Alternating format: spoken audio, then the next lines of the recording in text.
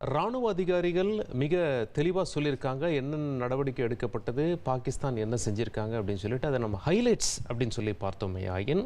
முதல்ல அவங்க என்ன சொல்கிறாங்க அப்படின்னா, பாகிஸ்தான் ஒரு 300 முதல் 400 ட்ரோன்கள் வரை பறக்க விட்டன. மெயினாக அந்த ட்ரோன்களில் கேமரா இருந்தது. இந்தியாவுடைய டிஃபென்ஸ் சிஸ்டம் நாம் எப்படி அந்த ட்ரோன்களை சுட்டு வீழ்த்துறோம் என்பதை உளவு பார்ப்பதற்காக அவர்கள் அந்த மாதிரி ட்ரோன்களை அனுப்பியிருக்காங்க அப்படின்னு சொல்லி தெளிவாக சொல்லியிருக்காங்க.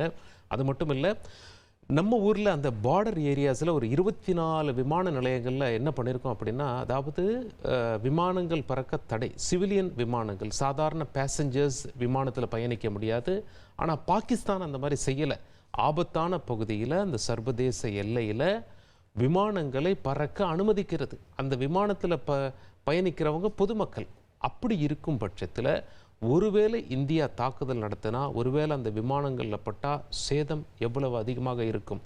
பாகிஸ்தான் இதை ஒரு கேடயமாக பயன்படுத்தி இவ்வாறு செய்கிறது என்று தெளிவுபட அந்த பிரஸ் கான்ஃபரன்ஸில் குறிப்பிட்டதை நாம் பார்த்தோம். மீண்டும் ஒரு முறை பார்த்து விடுவோம். आपको कर्नल कुरैशी और विंग कमांडर सिंह ने पहले ही अवगत करा दिया गया है.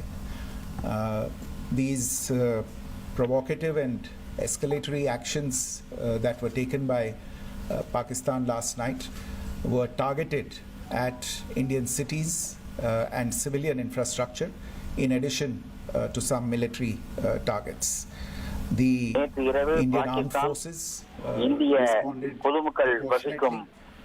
பகுதிகள் சில ராணுவ பகுதிகளை குறிவைத்து தாக்குதல் நடத்தியிருக்கிறது.